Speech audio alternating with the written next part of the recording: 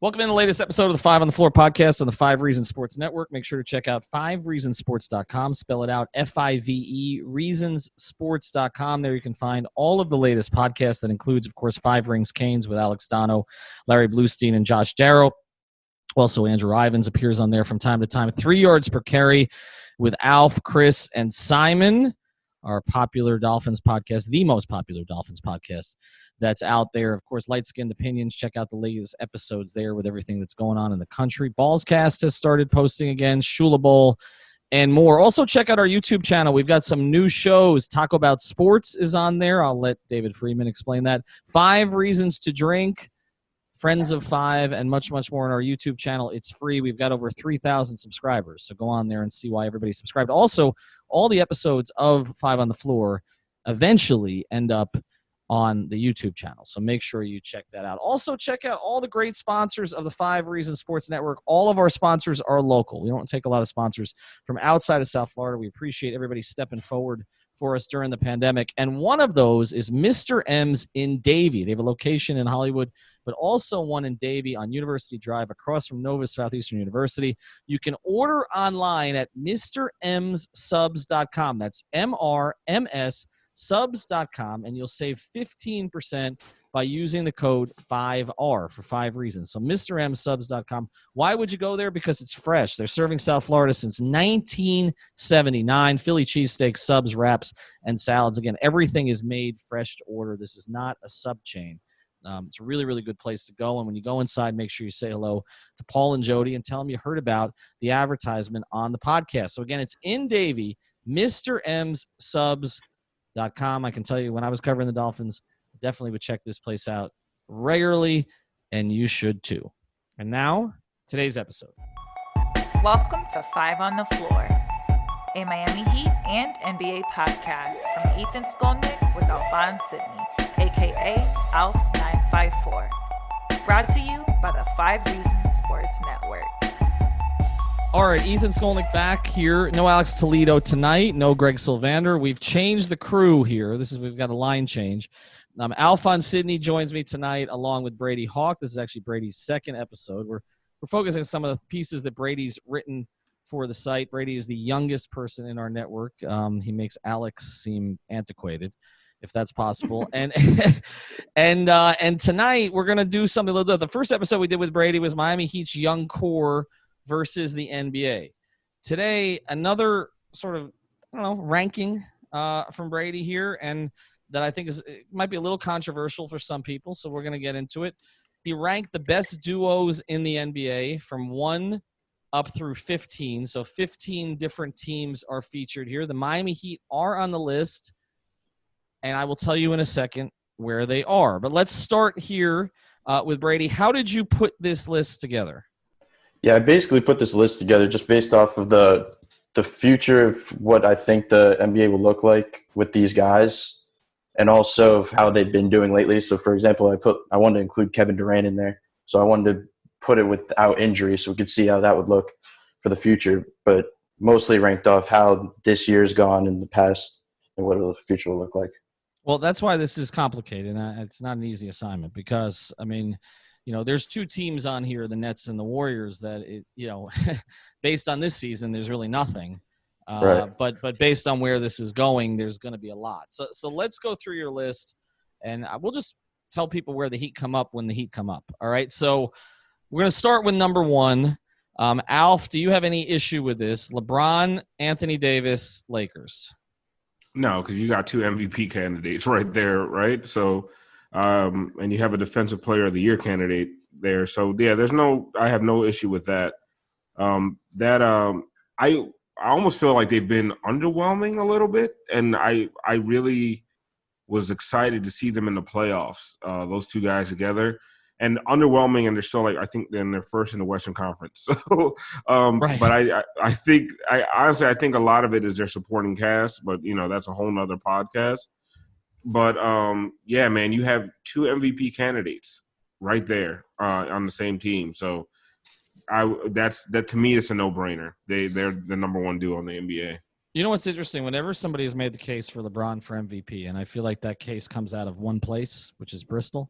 or LA, actually, since the NBA headquarters have pretty much been moved to LA. Essentially it's Clutch that's pushing this, that LeBron should be the MVP. Whenever that comes up, you go on Twitter and people post these stat lines and show that basically Anthony Davis leads the Lakers in like every category but assists this year. And so, we can talk about Anthony Davis having been brittle in the past and not winning playoff series. In some ways, and LeBron is the catalyst for everything, but in some ways, Anthony Davis has been better than LeBron this year. I think you can certainly make an argument that way. And I think, Brady, the thing with Anthony Davis now is the only thing that's missing for him to establish himself as one of the great bigs of this era, not just the way we think of him, but the way he'll be thought about in 20 years, is playoff success, right? I mean, that's it. And so I can't argue with them being number one. And obviously the ultimate goal, which is a championship, if he adds a championship to his resume, he'll get looked at totally different than he is now getting compared to different types of guys than he is now. How close, because number two then becomes pretty obvious if you're just going with teams that have been relatively healthy this year and you kind of knock Brooklyn down and you knock Golden State down and you say, okay, we're going to go with the Clippers. How close were you to putting Kawhi Leonard and Paul George first instead? Honestly, I think that you can make the case that they could be, but I still think that LeBron and Anthony Davis are slightly ahead of them. I think Kawhi and Paul George are definitely underrated just the duo itself, just because they're both of their defensive, how great they are on defense, both of them, and they're both very offensively, good. So I think it's close, but I still think LeBron and Anthony Davis have the edge as of right now. But it could have changed as we see what happens in the playoffs. I was making this case on a podcast that I did. I can't remember who I did it with a few days ago about the season comeback with Sam Amick. And I think that the team that benefited the most, people talk about Portland, obviously, because they're getting Collins and Nurkic back. And there's some other teams that have benefited, Philadelphia, maybe Indiana, maybe Miami. There's teams that benefited from this break. But the team to me that's benefited the most from the break is the Clippers, because they spent the whole season out nursing Kawhi and Paul George, like not playing them together all that much. And now there's going to be no reason to rest them. And I was trying to find the record, when the two of them play together, but it's outrageous. And let's see, this was as of December, they had never practiced together. Essentially this is load management was going on the entire season. Do you think that there is a chance we could look? Is it winning a championship that basically look back after the season, Alf, and say this is the best duo in the league? I like Paul George a lot, but he's not on the level of either of the other three. So to me, it's not. It's not that it's not close. Actually, no, it's not close. Paul George isn't there for me. I know Paul George has been an MVP candidate in the past.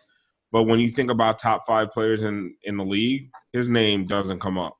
The other 3 guys, their name comes up often. And no one would argue if you put those 3 guys in the top 5.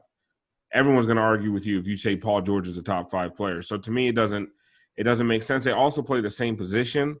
I know they've done different things, and Paul George can play the 2, Kawhi can play the 4, they both can play the 3, but there's a lot of overlap with those 2 guys, and it's great overlap. Like long-armed wing defenders aren't, you can't get enough of those. But I think Brady got it right. There's to me, there's no question there. LeBron and Anthony Davis are number 1, and these guys are not a distant number 2, but they're a clear number 2 after those guys. All right, so let's group the next 3 together, because this is where we were talking before about injuries and how you project. So there's one of these 3, Brady, that you had in here that's been healthy the whole year, but is controversial in some ways, and the other 2 that have not been healthy. So how did you go about ranking the duos for the Nets, Rockets, and Warriors in light of Curry and Thompson? Clay didn't play all year. Steph played briefly and then came back at the very end before the break. Durant didn't play all year. Kyrie played, didn't seem to care about playing, doesn't seem to care about coming back. And then Harden and Westbrook, who everybody kind of mocked how that was going to work, but then Russ went on a tear for the last month before the stoppage. So why did you decide to put Durant and Irving ahead of Harden and Westbrook, ahead of Curry and Clay? Yeah, I think that Durant and Kyrie are the clear number 3 here because I think that if we're looking at it from a non-injury aspect, I think Kevin Durant obviously is one of the best offensive scorers we've seen I don't know how long. And Kyrie, we don't know how he's going to be. Obviously, he has problems we've seen off the court, locker room and stuff. But honestly, I think that even if – because we don't know how Kevin Durant's going to look when he comes back, but I think a Kevin Durant at 75% could still be this number 3 spot because just how great he is of a player offensively. And we'll see how them two pair together whenever they come back next year. See, Alf, I would it's tough. And Durant is of the 6 players you're talking about there, it's somewhat controversial, but you can make the argument that Durant's the best of the 6 and maybe Curry's the second best. I would make that argument. Maybe Harden's the third best. I mean, the 6 pretty damn good players in the mix when they're all healthy. All right. But and I would have Kyrie, honestly, 6th. Most people would not. Most people would probably have Clay 6th. Of those 6 players, we're talking Curry, Clay, Harden, Westbrook, Durant, and Irving. Some might have Russ 6th. I think most people would have Durant, Harden, probably Durant, Curry, Harden, probably 1, 2, 3, or Durant, Harden, Curry, or some might have Curry first. There's a few crazy people who might have Harden first. But the reason that I would reverse the order here, Brady. I would go with Curry and Clay 3rd. And I know they didn't play this season, but the championships speak. And I mean, to me, again, I understand that, Clay probably could have come back this year if it meant something. Curry probably could have come back earlier if it meant something. I mean, this season has been about, them putting themselves in position basically to get the number 1 overall pick and then figure out a way to add Giannis. I mean, that's what this is all about. My problem with the Durant Irving thing, as great as Kevin is that, I think I'm just not a big Kyrie guy, I guess. And it's not a talent thing, but I don't know how much he cares about basketball that much anymore. He always struggles to get along with other high-profile teammates. I know that he and Durant had more of a relationship than he and LeBron did when they got together, but I still foresee some problems there. And so I would probably go Clay and Curry 3. I could be convinced either way when you go forward on the other 2. I think Harden and Westbrook blow up in the playoffs again. So I would have them top 5, but I might go Durant and Irving 4th and then Harden and Westbrook 5th. Alf, how do you feel about it? Well, like you said, the list is hard to do. And I applaud Brady for even trying to tackle it, right? Because if this was NBA 2K, then it's appropriate that they're number 3. Because to me, and I know I get blasted for saying this, a healthy Kevin Durant's the best player in the NBA today. He plays better defense than LeBron James, and at this point right now, he's a better scorer than LeBron James. And the defense is what puts him over the top for me. But the Kyrie thing and the chemistry thing, I don't trust Kyrie to uplift a team right now because we've seen his last 2 stops. Now, guys like LeBron James and Kevin Durant, maybe their talent just overcomes whatever poison Kyrie puts in the water when he joins a team. But to this point, I haven't seen enough from Kyrie outside of LeBron's influence to convince me that putting him on a team with another superstar puts him in the upper echelon. So I actually would put them outside of the top 5 because and it's the same thing with you. It's not about Kevin Durant. Like I said, I think Kevin Durant's the best player in the NBA, but it's the Kyrie thing and the fact that he's just so toxic everywhere he's gone. I just don't trust it. They were better without him again this year. I mean, yes, Boston was better without him too, right? So I mean, they were better with Dinwiddie. And Kevin Durant's a bit of a head case himself. You know what I mean? So you put, I think it's a really volatile mix, and I just don't think because we haven't seen it, it's very, very hard for me to take that duo seriously yet. And then also when you look at the Harden and Westbrook thing, neither of those guys play defense. And we've seen what happens Harden in the playoffs. All the bullshit ref calls, they stop. Right? You have to actually earn your trips to the line. It's not a regular season Tuesday night in Minnesota. Like you're not going to get the calls that you did during the regular season. And I don't trust either of them in the playoffs. I've seen both of them burn out in the playoffs. I've seen guys like Damian Lillard just cook both of those guys. Mm-hmm. I don't trust them. And then Steph and Clay are proven, tried and true. I think the fact that they're going to get a high draft pick and come back next year, and I think it's unfair. Yeah. I think we need a David Stern basketball reasons intervention on that. But yeah, to me, if nothing else, I would reverse the order and I would actually put the Nets out of that top 5. Yeah, I would look at that actually. I believe that what you guys are saying about Curry and Clay, but the problem that I was looking at was that just like we don't know. Obviously, we don't know what the injury will look like for Durant, but Clay's injury was pretty bad, and we've seen Curry's injuries, hit this year too. So I just think there might be some problems there. But obviously, but to me, the difference between them and the other two is we've seen it. So I understand the injury thing, but we know that they can play together. We've seen it. With Durant and Kyrie, I don't know. I assume so because their talent is overwhelming. With Harden and Westbrook, I almost know that they can't when it matters. I just feel like it's going to turn back into taking turns the way it's always been. And Alf's point is a good one. We can talk about Curry not being a plus defender. I think Curry's a better defender than he's given credit for. Clay is a plus defender. Neither Harden nor Westbrook is a plus defender. I mean, Russ was at one point when he cared about it. And in OKC, they used to track a lot of this stuff. And you could tell when Russ was engaged, but Harden has never been. And so I look at those two, and then I look at Kyrie and Durant. Kyrie's never been a plus defender. Durant has turned into one, but I lean Golden State because we've seen it. Anyway, we're going to get to the rest of this list and figure out where exactly the Heat guys are in a second. Before we do, I want to tell you about a great sponsor of the 5 Reasons Sports Network. That's Keystone Chiropractic and Neuroplasticity. That's Dr. Jonathan Chung. They're focused on low-force spinal adjustments and brain-based rehabilitation. They get great results with post-concussion syndrome, dizziness and vertigo, headaches, and chronic neck and back pain. A lot of chiropractors and therapists want to see you 3 times a week for months, but Keystone has a treatment philosophy of doing just enough to get you back to a normal life again. They're now offering virtual rehab visits using video conferencing, which we've all gotten very familiar with, to assess and prescribe effective treatment protocols during the COVID-19 outbreak. Research shows that patients getting a supervised telemedicine rehab program can be just as effectively treated as an in-person visit for many pain conditions. If you mention 5 Reasons, you get a free 15-minute video or phone consultation. All you got to do, mention 5 Reasons. Dr. Chung is a big supporter of the network. He'll know what you're talking about, trust me. So as will everyone there. And you'll save 50% off your first virtual rehab session. So free 15-minute video or phone consultation. Save 50% off your first virtual rehab session. The website is chiropractickeystone.com. That's chiropractickeystone.com. Social media at Dr. Jonathan Chung on Twitter. All right, let's get to the rest of this. And I know everybody's like, where are the Heat? So let's get to who finished ahead of them.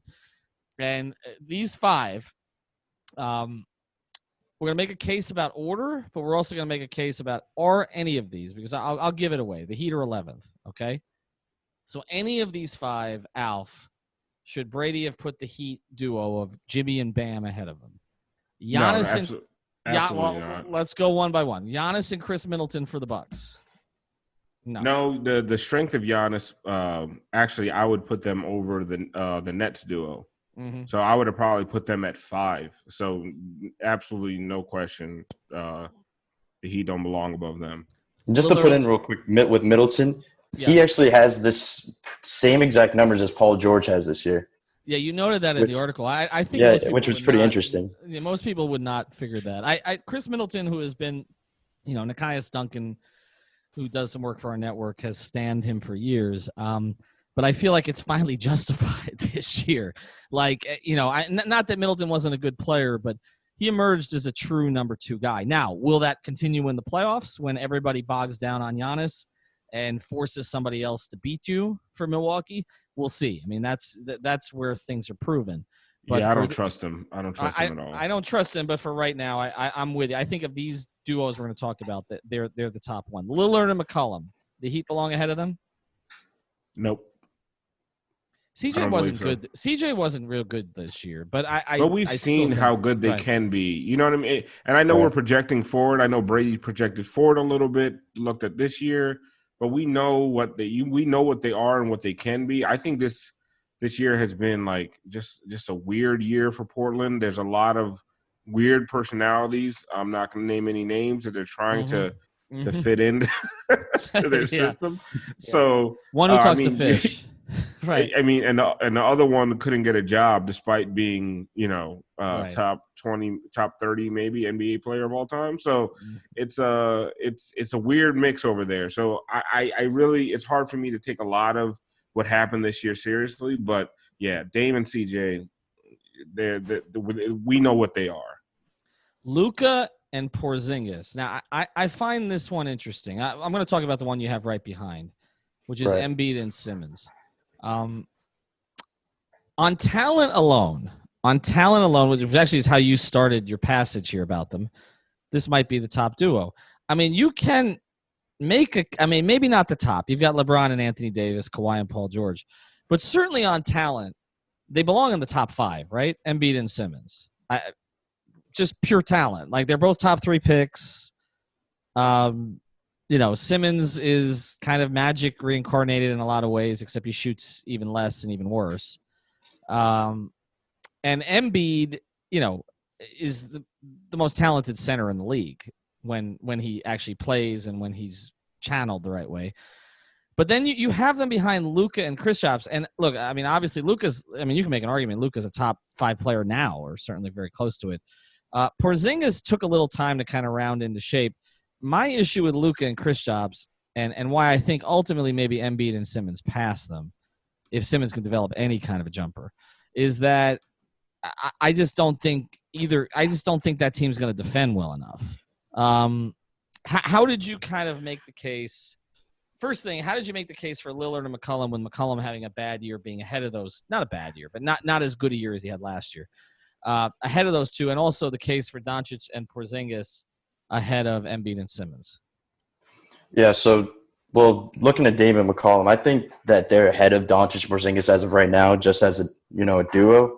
Just what they've done, how great Lillard's been this season, even though team hasn't been great. But obviously CJ hasn't had the greatest year. But when you look at between, which is obviously going to, it was tough going between Doncic and Porzingis and Simmons and Embiid. The reason I think that they're higher than Ben Simmons and Embiid is just because we're going off of duos, and I just don't think Ben Simmons and Embiid are the best duo just because they play better when each other's off the floor.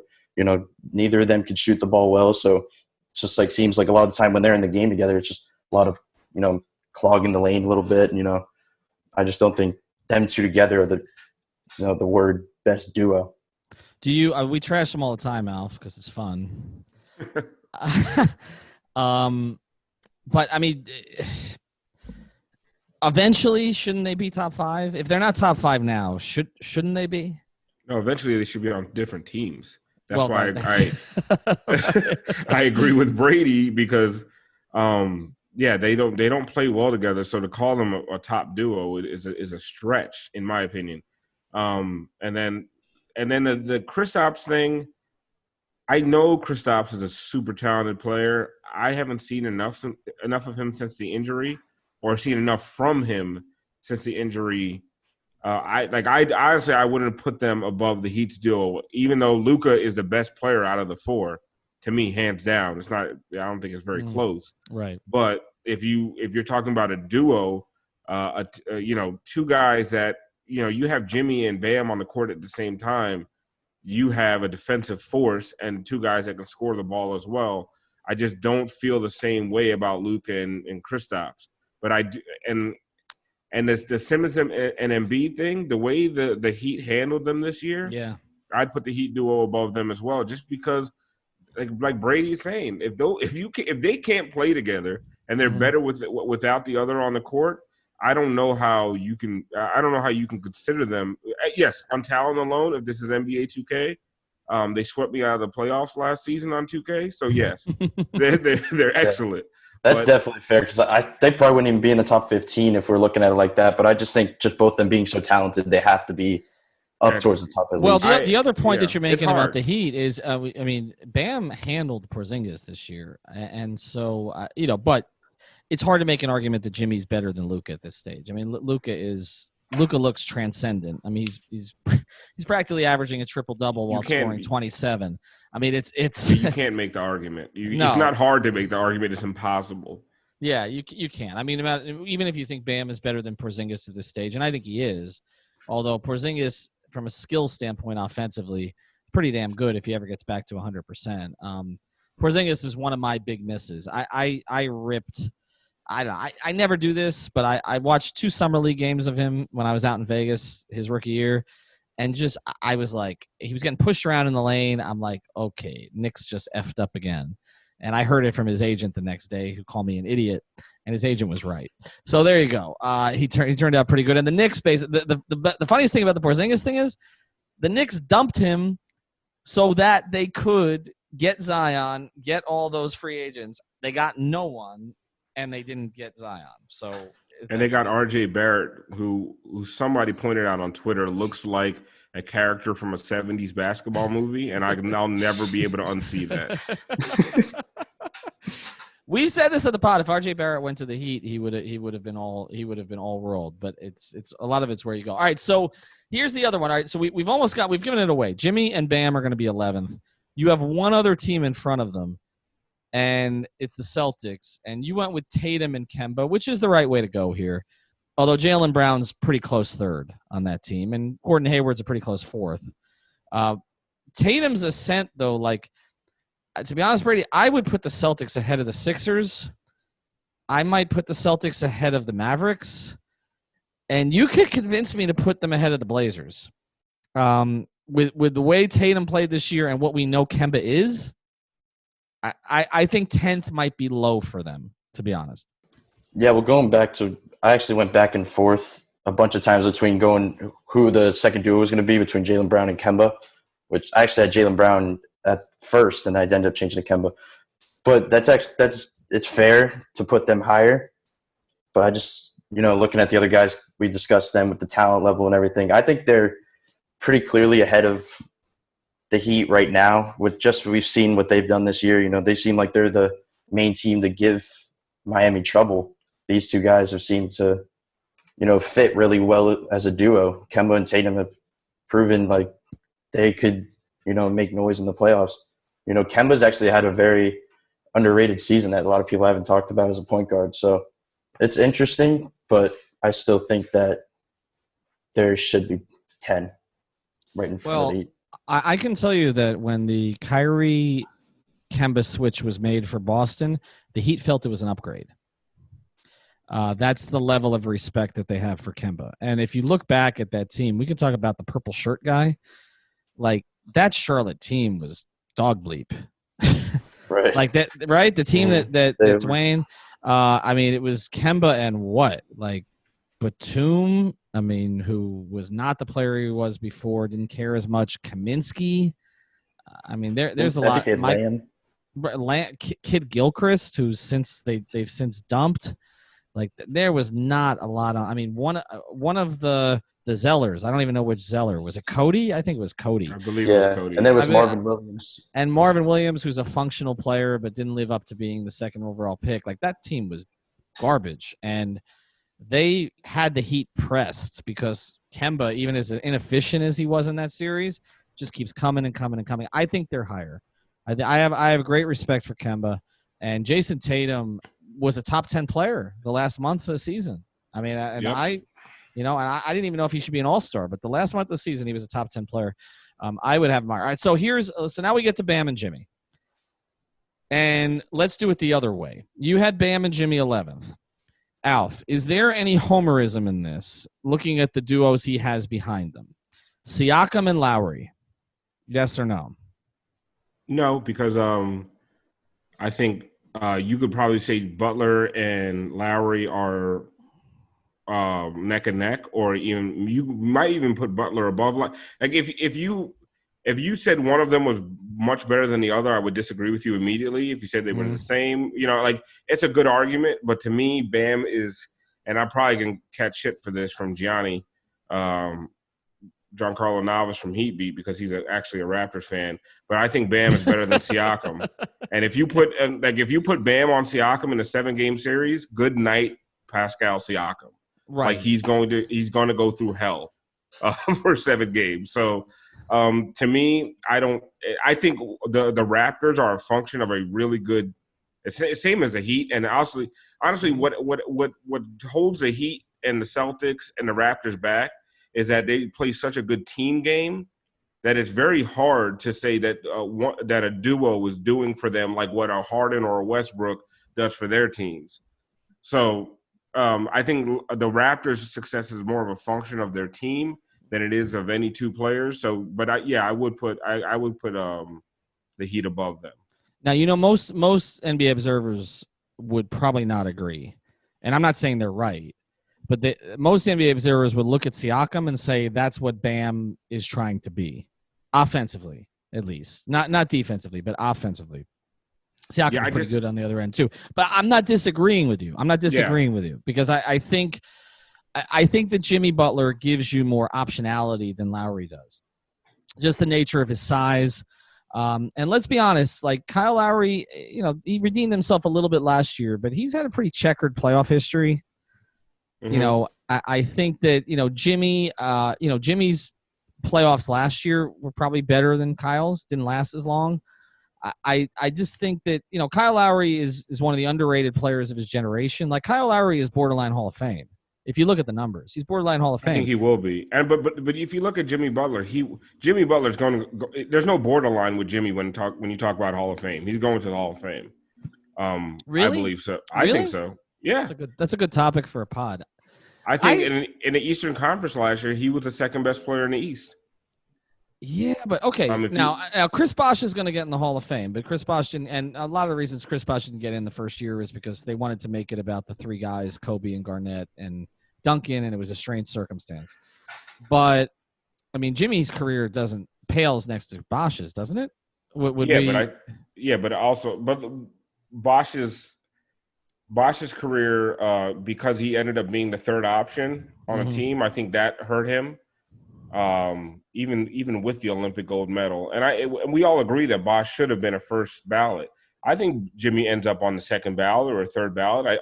I think Kyle Lowry is going to be a second or third ballot as well. But I think Jimmy's held in higher regard as far as that's concerned than Kyle Lowry is, and maybe I'm wrong. But Jimmy Butler's a bigger name, and a lot of this is Paul George. Let me ask you this. This is an interesting topic. I mean, I don't want to divert too far. Is Paul George a Hall of Famer?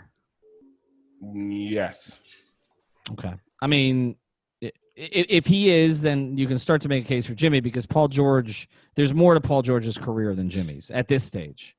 I have a signature shoe theory. Have you ever heard of it? I have not, but then Kyrie Irving is a Hall of Famer too, which he may be. If you have a signature shoe, you're like 90% in.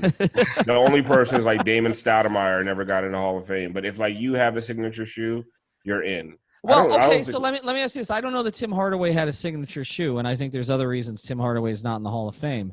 Tim Hardaway had let's put Tim Hardaway's career up against Jimmy Butler's career or Kyle Lowry's career. He was better. I think he was a better player than Kyle Lowry. I think he was a better player than both of those guys. But we know why Tim's not in the Hall of Fame. Yes, it's the comments he made, and because if you put him in the Hall of Fame, those are going to come back up. Despite all the work he's done since. Which is so ridiculous because he did the work and he's genuine about it. So he was one of the first NBA players that ever got canceled. But yeah, he got. When you're talking about, won't Lowry be looked at more of a Hall of Famer though, just based off his getting a championship? Like, yeah. I mean that helps in the fact that he was a major. I'm saying over Butler and Paul George. Yeah, I think so, but I don't. I think if you ask the average NBA fan, is Kyle Lowry a Hall of Fame? And the Hall of Fame, Basketball Hall of Fame is weird anyway. They change the rules every year. Obviously there's international players, there's broadcasters, there's female players that get in. It's not an NBA Hall of Fame. But I think if you ask the average person, is Kyle Lowry a Hall of Famer? The average basketball fan would have to at least think about it and maybe say no. Right. Yeah, a lot of casuals are going to say no to that, and it's wrong. And a lot of people say that about Jimmy Butler, too. I think if you polled it, I think Jimmy would definitely score higher. And this is a fun argument. Is Dame Lillard already a Hall of Famer? Yes. Yeah, I think so. I'm looking at the rest of this list. Okay, LeBron, yes. Anthony Davis, yes. Kawhi, yes. We've agreed on Paul George. Durant, yes, obviously. Kyrie is because of the championship, I think, even though, again, his career is checkered in a lot of ways. Harden is. Westbrook is. Curry is. Clay is, right? Yeah. Yes. Yeah. I don't know if that's no doubt for a lot of people, though. Clay?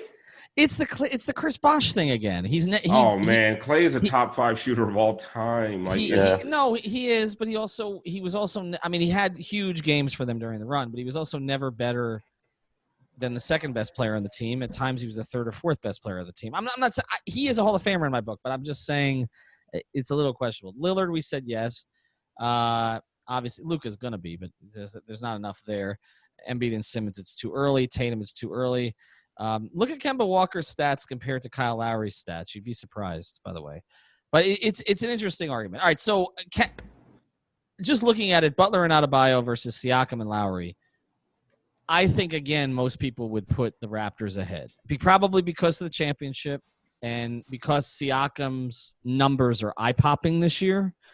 And, the Kyle Jimmy thing, I think a lot of people see as a push. I think it's advantage Jimmy, but I think a lot of people see it as a push. But let's look at 13, 14, 15. Donovan Mitchell and Rudy Gobert. First, we don't even know if they're talking to each other. Can you make any argument, Al, for them being ahead of anybody that's on this list or ahead of Bam and Jimmy?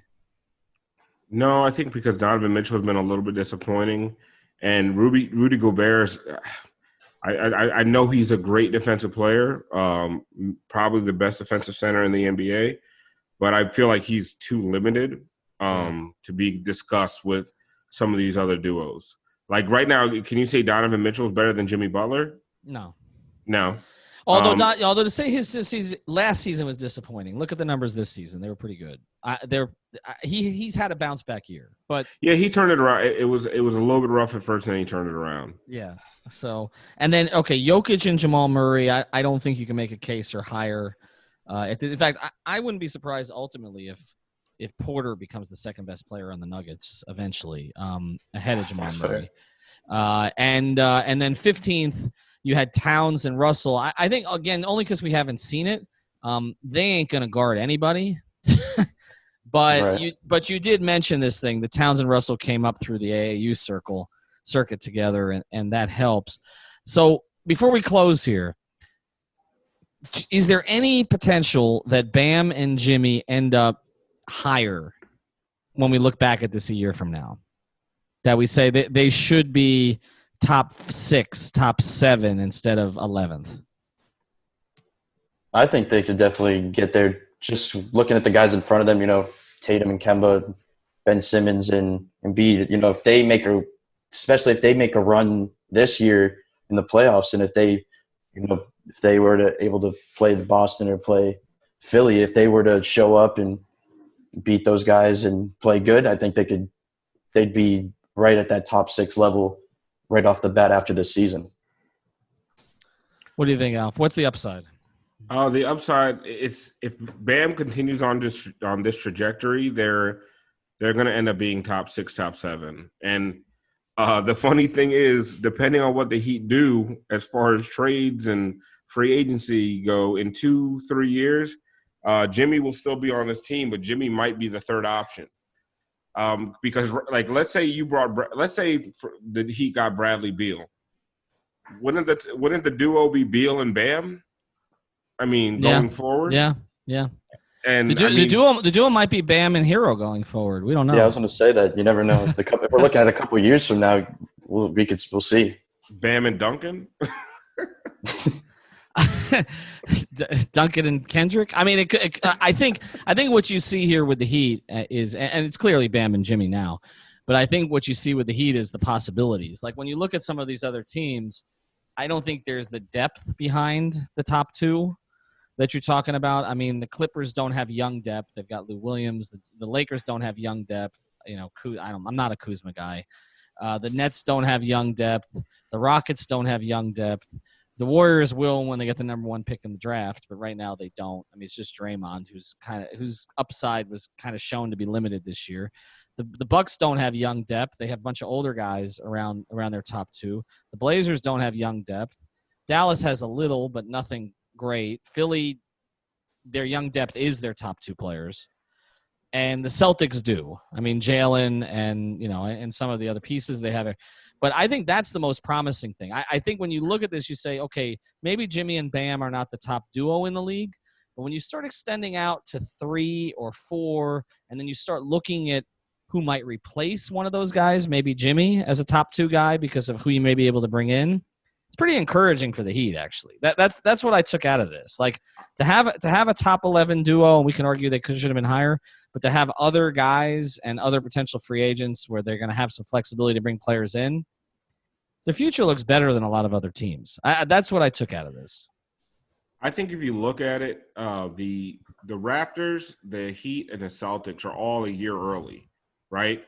I think you're talking about 3 of the top 4 teams in the East, and I think everyone thought they were all going to have either down years or I think those 3 teams, everyone thought they were either going to be out of the playoffs or in the bottom half of that top 8. And people were looking at the Sixers, the Pacers, other teams around the league that were, or actually in the East that were, slotted ahead of them because of either who they lost or their youth or, a lot of unproven guys. I think though all 3 of those teams have a really bright future because like the Raptors got a lot of young guys. The Celtics have a lot of young guys.